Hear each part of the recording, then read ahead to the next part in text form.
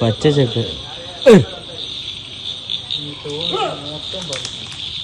ഇതിലാണ് 2 പ്രാവശ്യവും വന്ന് തോട്ടത്തിൽ വന്ന് ഇവിടുന്ന് മാറി ആ ബേക്കിൽ പ്ലാവിൻ്റെ മുട്ട് അവിടെ ഇടുന്നു. അവിടെ ചക്ക പറിച്ചിട്ടുണ്ട്. അവിടെ ഒത്തിരി ചക്ക അതുകൊണ്ട് ഈ കിടക്കുന്ന ചക്ക എല്ലാം ആന പറിച്ചിട്ടതാണ്. അവിടെ കണ്ടേ, ഈ കിടക്കുന്ന ചക്ക എല്ലാം ആന പറിച്ചിട്ടാണ്. ആന വന്ന് ഇവിടെ നിന്ന് കണ്ട് അവിടെ ചവിട്ടി തൊഴിച്ച് പൊളിച്ച് അവിടെ പൊളിഞ്ഞ് കിടക്കുന്ന മൂല അതിലേ കയറി ഇതെല്ലാം നശിപ്പിച്ച്. അപ്പോഴത്തേക്ക് ഇവിടെയുള്ള ആൾക്കാരെല്ലാം ഓടി വന്നതുകൊണ്ട് മറ്റൊന്നും സംഭവിച്ചില്ല. ആന ഓടിക്കാൻ ചെന്നപ്പോൾ ആന തിരിച്ചിഞ്ഞ് വരെയാണ്. പിന്നെ തീയൊക്കെ ഇട്ട് നേരം വെളുപ്പിച്ച്. ഫോൺ കടം വേണോ? ലോകോത്തര ബ്രാൻഡുകളുടെ എല്ലാ മൊബൈൽ ഫോണുകളും smart TV, smart watch, headset തുടങ്ങിയ എല്ലാ ഗാഡ്ജറ്റുകളും തവണ വ്യവസ്ഥയിൽ സ്വന്തമാക്കൂ. ജ്യോതി മൊബൈൽസ്, ഏരൂർ. സന്ധ്യ മയങ്ങിയാൽ പുറത്തിറങ്ങാൻ ഭയം. ജോലിക്ക് പോയി വൈകുന്നേരം തിരികെ വരാൻ അല്പമൊന്നു താമസിച്ചാൽ പിന്നീട് വീട്ടിലേക്ക് വരാൻ കഴിയില്ല. കുട്ടികൾക്കോ മുതിർന്നവർക്കോ സ്ത്രീകൾക്കോ പുറത്തിറങ്ങാൻ കഴിയാതെയായി.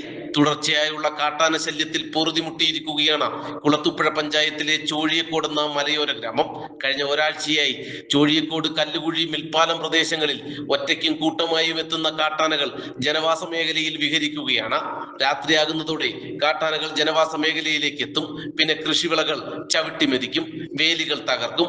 പ്ലാവിൽ തുമ്പിക്കൈ എത്തും വരെയുള്ള ചക്കകൾ ഭക്ഷണമാക്കും. തുമ്പിക്കൈ എത്തിയില്ലെങ്കിൽ പ്ലാവ് തന്നെ മറിച്ചിട്ട് ചക്ക ഭക്ഷിക്കും. എല്ലാം നടക്കുന്നത് വീടുകളോട് ചേർന്ന്. പലപ്പോഴും ശ്വാസം അടക്കി പിടിച്ച് ഭയത്തോടെ വീടുകളിൽ കഴിയാൻ മാത്രമേ നാട്ടുകാർക്ക് കഴിയുന്നുള്ളൂ. മൊബൈൽ ഫോൺ വഴി അപ്പുറത്തുള്ള നാട്ടുകാരെ അറിയിച്ച് ഇവർ എത്തിയാണ് ആനകളെ തുരത്തുന്നത്. മുമ്പ് പടക്കം പൊട്ടിച്ചും പാട്ട കൊട്ടി ശബ്ദമുണ്ടാക്കിയും ആനകളെ തുരത്തിയിരുന്നു. എന്നാൽ ഇപ്പോൾ ശബ്ദമുണ്ടാക്കിയാൽ നാട്ടുകാരെ ആന വിരട്ടി ഓടിക്കുകയാണ്. കഴിഞ്ഞ ഒരാഴ്ച കല്ലുകുഴിയിൽ ജനവാസ മേഖലയിൽ എത്തിയ കാട്ടാനകൾ അജയകുമാർ, അയൽവാസി ഫസലുദ്ദീൻ എന്നിവരുടെ പുരയിടത്തിലെ പ്ലാവിലെ ചക്കകൾ മുഴുവൻ ഭക്ഷണമാക്കുകയും നശിപ്പിക്കുകയും ചെയ്തു. എന്നിട്ട് ഈ ആന ഇറങ്ങി എല്ലാ ഷെഡിൻ്റെ അതിലേ മാറി അതിൻ്റെ അപ്പുറത്തൊരു പ്ലാവിൻ്റെ അവിടെ ചെന്ന് അവിടെ നിന്ന് ആ താഴത്തെ കാക്കയെന്ന് പറയുന്ന മീൻ കച്ചവടത്തിന് പോകണം. രാവിലെ പള്ളിയിൽ പോകണം. അന്ന് പോയപ്പോഴെല്ലാം രാവിലെ ഒരു 6 മണി കഴിഞ്ഞാണ് പള്ളിയിൽ പോയതും മീൻ കച്ചവടത്തിന് പോകണമല്ല. അപ്പോഴെല്ലാം ആന അവിടെ നിൽപ്പുണ്ടായിരുന്നു. ആണ് ഇവിടുത്തെ സ്ഥിതി. ഇന്നലെ ഒരു 7 മണിയായപ്പോൾ ആന വന്നു. നിരന്തരം പോത്തായിരുന്നു. കാട്ടുപോത്തും പന്നിയാണ് ശല്യം. ഇപ്പോൾ 1 മാസം കൊണ്ട് പോത്തില്ല. ആന ഇത് ഞാൻ ഇവിടെ വന്ന് കല്യാണം കഴിച്ച് താമസ ആളുകളെ 25 കൊല്ലം കൊണ്ട് ആന മേലിലൊക്കെ വരുമായിരുന്നു. പക്ഷേ ഈ ഒരിടത്ത് ഇറങ്ങുകയും ഇത്രയും ശല്യം ചെയ്യുന്നത് താത്തയില്ല. ഇന്നലെയും ആന 7-7:30 മണിയായപ്പം വന്നു. ഇന്നലെ എന്നിട്ട് ഞാൻ പണിയും കഴിഞ്ഞിട്ട് നേരത്തെ വരികയും ചെയ്തു. മറ്റേ ഞാൻ റോഡിലൊക്കെ ഇറങ്ങിയിട്ട് വൈകിട്ട് രാത്രിയൊക്കെയാണ് വരുന്നത്. പക്ഷേ ഇന്നലെ നേരത്തെ വന്നു. ഇന്നലെ വന്ന് കുളിച്ച് കുറച്ച് കഴിഞ്ഞപ്പോൾ ആനയുടെ വിളി കേട്ട് ലൈറ്റും കൊണ്ട് ചെന്നപ്പോൾ ആനകൾ വന്ന വഴിയിലുണ്ടായിരുന്ന തെങ്ങുകൾ ഉൾപ്പെടെയുള്ള കൃഷിയും വ്യാപകമായി നശിപ്പിക്കപ്പെട്ടു. കാട്ടുപോത്ത്, കാട്ടുപന്നി, കുരങ്ങ് എന്നിവയുടെ വലിയ ആക്രമണം തുടരുമ്പോഴാണ് ഒരിടവേളയ്ക്ക് ശേഷം പ്രദേശത്ത് വീണ്ടും കാട്ടാന ആക്രമണം രൂക്ഷമായിരിക്കുന്നത്. മിൽപ്പാലത്തെ സതിയുടെ പുരയിടത്തിലെ വേലി തകർത്തിറങ്ങിയ കാട്ടാനക്കൂട്ടം മരച്ചീനി, വാഴ ഉൾപ്പെടെയുള്ള കൃഷികൾ വ്യാപകമായി നശിപ്പിച്ചു.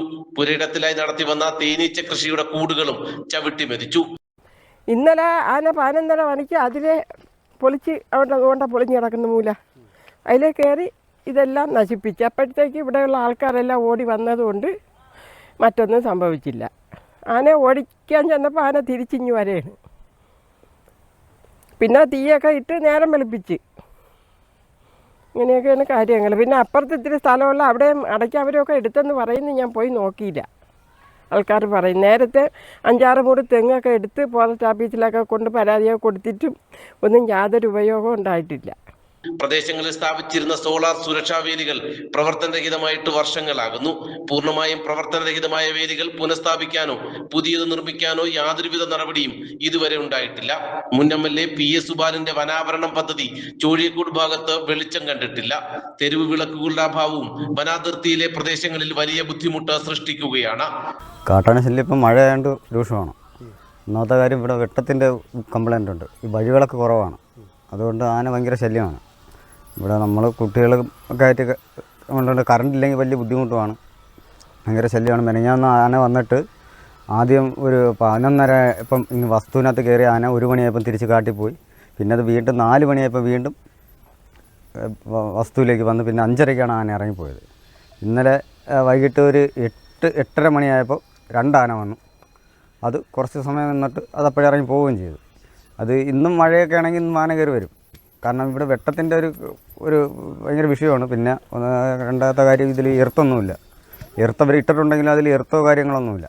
പ്രദേശത്ത് പലരും വീടും വസ്തുവും വിൽപ്പന നടത്തി പ്രദേശം ഉപേക്ഷിച്ച് പോകാനുള്ള തീരുമാനത്തിലാണ്. പക്ഷേ വന്യമൃഗ ആക്രമണം രൂക്ഷമായതോടെ വസ്തു വാങ്ങാൻ ആരും വരാതെയായി. ഇനി വന്നാൽ തന്നെ ഏറ്റവും കുറഞ്ഞ വിലയാണ് പറയുന്നത്. ഇതോടെ വിൽപ്പന ഉപേക്ഷിച്ച് പലരും വീട് പൂട്ടി മറ്റു പ്രദേശങ്ങളിൽ വാടകയ്ക്ക് പോകാൻ ആലോചിക്കുകയാണ്. ഇനിയിപ്പം ദിവസ പെണ്ണുങ്ങൾക്കൊക്കെ വലിയ പേടിയാണ്. നമ്മളൊക്കെ ഇത് കണ്ടും കേട്ടൊക്കെ ആയതുകൊണ്ട് വലിയ പേടിയില്ല. പെണ്ണുങ്ങൾക്കും കൊച്ചുങ്ങൾക്കൊക്കെ ബുദ്ധിമുട്ടുണ്ട്. അങ്ങനെ അവരിവിടെ നിന്ന് അങ്ങോട്ട് മാറാനുള്ള എവിടെയെങ്കിലും വാടകയ്ക്ക് എടുത്ത് മാറണമെന്നൊക്കെയാണ് പറയുന്നത്. അങ്ങനെയൊക്കെയുള്ള സാഹചര്യങ്ങളുണ്ട്, ബുദ്ധിമുട്ട്. പിന്നെ നമുക്ക് പ്രത്യേകിച്ച് പറയാൻ നമ്മുടെ കൂലിപ്പണിക്കാരാണ്. എല്ലാം ഇത് കഴിഞ്ഞിട്ടൊക്കെ പോയിട്ടൊക്കെ വരുമ്പോൾ തന്നെ ഒരു സമയമാവുന്നുണ്ട്. ഇനിയെങ്കിലും അധികൃതർ കണ്ണു തുറന്ന് തങ്ങളുടെ ദുരിതങ്ങൾ കാണുമെന്ന പ്രതീക്ഷയിലാണ് നാട്ടുകാർ. ആനശല്യം രൂക്ഷമായാൽ സ്കൂളുകൾ കൂടി തുറക്കുന്നതോടെ കുട്ടികളെ സ്കൂളിലേക്ക് അയക്കാൻ പോലും കഴിയാത്ത അവസ്ഥയിലാകുമെന്ന് നാട്ടുകാർ പറയുന്നു. സരിൽകുമാർ, നാട്ടുവാർത്ത, കുളത്തൂപ്പുഴ.